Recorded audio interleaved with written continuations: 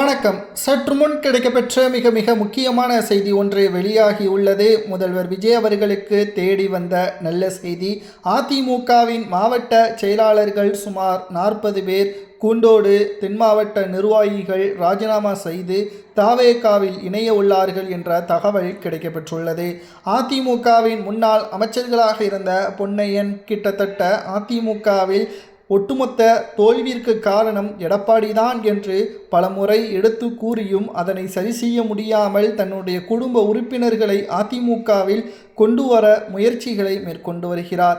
இதனால் அதிமுகவின் முக்கியமான மூத்த நிர்வாகிகள் பலரும் தானாக முன்வந்து ராஜினாமா செய்து தாவேகாவில் இணைவதும் அரசியலை விட்டு வெளியேறுவதும் தற்பொழுது அதிமுகவில் இருக்கக்கூடிய கள நிலவரமாக மாறியுள்ளது.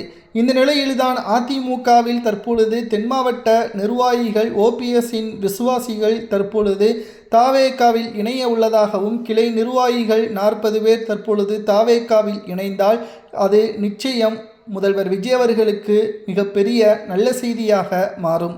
நடைபெறக்கூடிய 7 சட்டமன்ற இடைத்தேர்தலுக்கு பிறகு வரக்கூடிய உள்ளாட்சி தேர்தல், ஒரு கட்சியின் வலிமை என்பது சட்டசபை தேர்தலை விட உள்ளாட்சி தேர்தலில் 16 மேயர் பதவிகளில் 10 மேயர் பதவிகளை கைப்பற்றினாலே போதும் தமிழ்நாட்டில் ஆளுமை என்பது தாவேகாவாக மாறிவிடும். கடந்த கால அரசியலில் திமுகவும் அதிமுகவும் 50 ஆண்டு கால அரசியலில் உள்ளாட்சி தேர்தல் முழுவதுமாக தனது கண்ட்ரோலில் வைத்திருந்தது.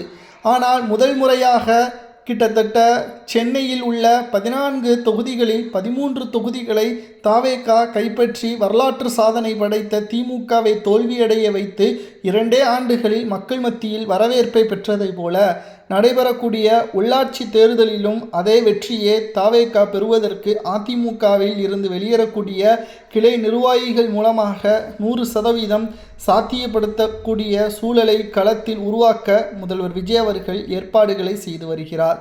இதனால்தான் எடப்பாடி பழனிசாமி அவர்கள் சிறப்பான தலைவர் கிடையாது. அவர் மீது நம்பிக்கை வைப்பதை விட மக்கள் மத்தியில் இருக்கக்கூடிய வரவேற்புகளை தற்பொழுது சாதகமாக பயன்படுத்தி அதிமுகவின் தென் மாவட்ட கிளை நிர்வாகிகள் 40 பேர் கூண்டோடு ராஜினாமா செய்து தாவேகாவில் செங்கோட்டையன் அவர்கள் மூலமாக இணைய திட்டமிட்டுள்ளனர். அன்றைக்கு ஓபிஎஸ் அவர்களை எப்படி எடப்பாடி புறக்கணித்தாரோ இன்றைக்கு அதே நிர்வாகிகள் அனைவரும் எடப்பாடியை புறக்கணித்து தாவேகாவிற்கு செல்வது அதிமுகவின் வீழ்ச்சிக்கும் தாவேகாவின் வளர்ச்சிக்கும் மிகப்பெரிய ஒரு முக்கியத்துவம் வாய்ந்த அரசியல் களமாக மாறும் என்றும் தகவல்கள் கிடைக்கப்பெற்றுள்ளது. அதிமுகவில் இருந்த நிர்வாகிகள் ராஜினாமா செய்து தாவேகாவில் இணைவது அதிமுகவின் தோல்விற்கு பற்றி உங்களது கருத்துக்களை கூறுங்கள். இதை